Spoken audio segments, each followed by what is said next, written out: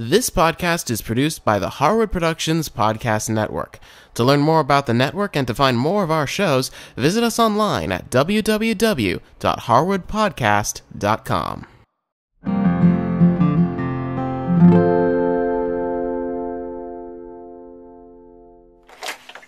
Hi, I'm Cindy Harris. Welcome to Easy Entertaining. Hey, I'm a native Californian and I love Mexican food. So here's a taco that I've been making for years for my friends and family. It's fresh and really delicious. So let's start by getting our taco meat together. And I'm going to take about 2 pounds of hamburger, and this is the kind that's very lean. And I'm going to put it on a medium-high heat and start to get it brown. Then we're going to start to season it with a little salt and some fresh pepper. Now the key to my tacos is not a lot of fancy seasonings. What I get is a large jar of salsa. This is just a mild salsa. It's got tomatoes and onions and some chilies in it. And I just add a big jar of that to the meat. And that really makes this wonderful sauce that goes with it. So I stir that in. And then I'm just going to put a lid on and turn the heat down low, and I can just let this simmer for half an hour up to an hour while I'm getting the rest of the dinner ready. Now there's a couple of secrets to my tacos, and the first one that I'm going to share with you is my fresh salsa. This is key to making the tacos taste really, really fresh, and it's really easy to put together. Now when I make salsa, I don't like it to be super runny with juices, so I take a strainer or a colander and I put it in a bowl, and I actually start building my salsa in that little strainer or colander.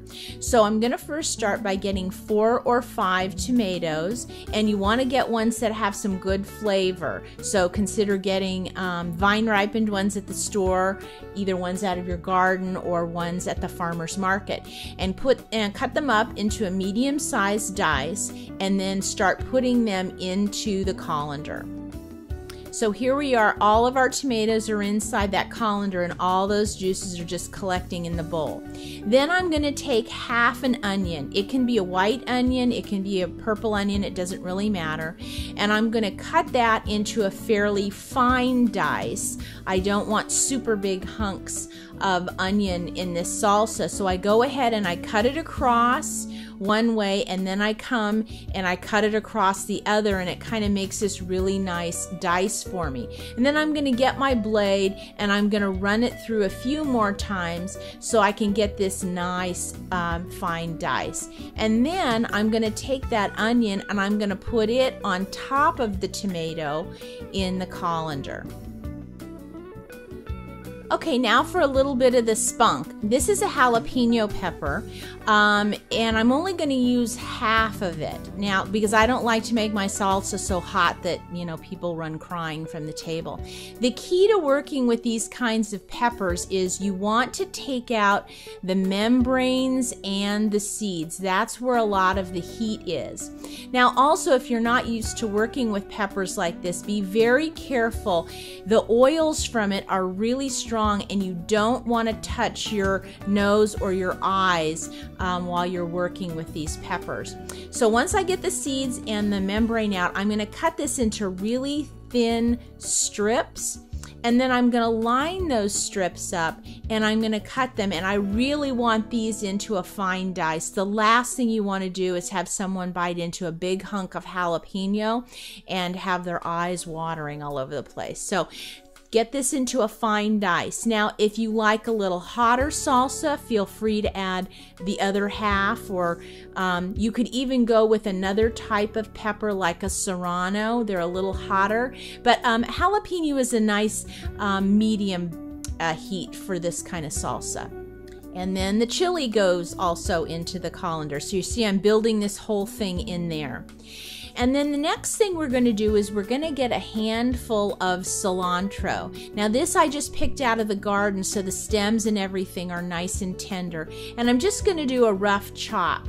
And I'm just going to take that, and then I'm going to put that also on top of everything in the colander. And then I'm just going to let that sit while I finish getting the rest of the dinner ready. The salsa will be the last thing that I finish up. That way I'm getting most of those juices out.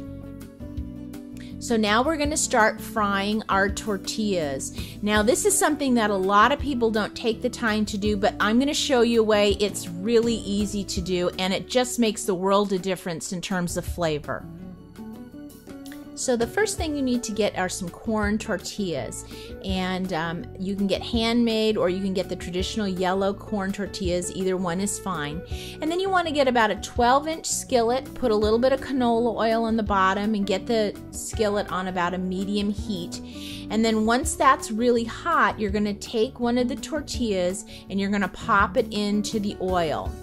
Now the trick with working with these is you have to move kind of quickly. You can't leave these. So get your tongs, and once that tortilla is in, flip it over so that you get oil on the second side, and then immediately fold it in half. If you let it sit in the oil too long, it makes it too hard to bend.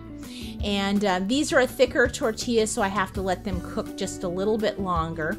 And I just kind of flip them around and keep them moving. Now, I don't like a greasy tortilla. That's not what I'm going for here. So I want to make sure my oil is hot, and then I use paper towels. Now, if you have a large paper towel, you can fold it in half. If you have just the kind like this that come in the individual rectangles, use that. But once my tortilla feels like it's getting kind of nice and crispy, I take it out of the oil, I let it kind of drip over, I set it down in the middle of my paper towel, and then I fold the paper towel over and flip it over again, and I set it aside.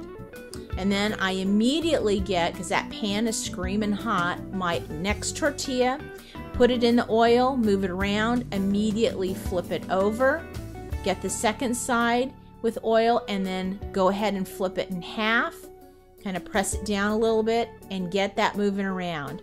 Again, you want to end up with sort of this semi-crispy taco, not so crispy that they shatter when you bite into them, but crispy enough that they'll hold their shape.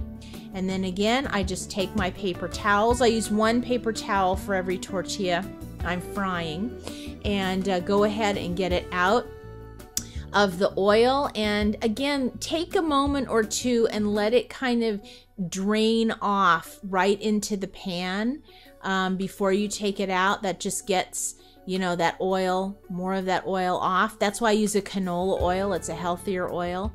And pop it on your paper towel and flip it over. Now that I have a couple of them, I'll put them on a plate, and then I'll leave them in my oven on warm, and I'll just keep adding to them, and they'll be fine in there until dinner's ready to serve. So here's one of my other secret ingredients for my tacos, and this is a cilantro cream. I had this over at a restaurant in Tiburon years ago, and I simply had to recreate it. So to keep my cilantro cream healthy, I use some fat-free sour cream, and I just put some of it in a bowl. There's no exact measurements for this recipe. But then I go ahead and I get another handful of cilantro leaves. Now for this, I do want to chop the cilantro up a bit finer than what I have going on in the salsa. So once I get it into a fairly fine chop, I just take it and pop it right into the bowl with the sour cream, and all the essence and flavor of the cilantro mixes in really great with that sour cream.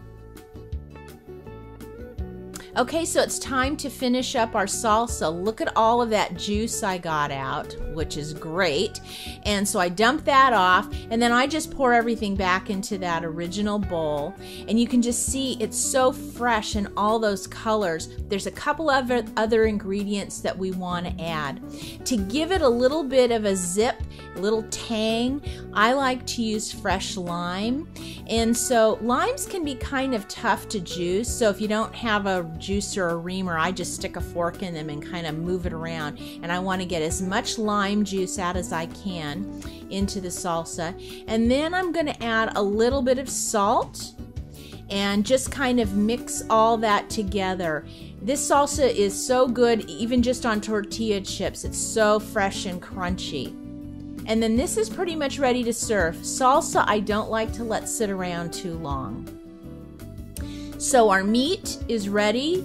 Everything else is ready, so the meat is ready. And when I go to serve the taco meat, I like to put it into like a Corningware dish or some sort of covered dish. It just makes it a little easier to serve, and I can keep the lid on it until everybody's ready to start making their tacos. Now everybody has their own formula on how to make a taco, but I'm going to show you how I make mine. So I'm going to first start by taking my tortilla that we fried up, and I'm going to put some of the beef filling in the middle, and then I've got some nice shredded cheddar cheese that I'm going to go ahead and for this taco, don't get the kind that's already pre-shredded. Shred it yourself. It tastes so much better. And then I'm going to take some of my salsa and put that on top. And then I always like to have a little chopped lettuce, and I'll put a little of that on, and then a dollop of my cilantro cream, and you have got a good tasting taco. So these tacos are really fresh, they're delicious. Put a Mexican beer with it, or a margarita, or just some lime water, and you'll have a wonderful, wonderful dinner. Olé! For more information on this episode, go to our website and visit the Easy Entertaining show notes. Also, if you have any questions or ideas for us, send us an email. Thanks for watching. We'll see you next time. Want to see what's going on behind the scenes at Harwood Podcast Network? Maybe you want to know what's going on with your favorite shows. You can follow us by going to twitter.com/Harwood Podcast. We have daily entries, photos, all kinds of behind the scenes info. We'll see you on Twitter.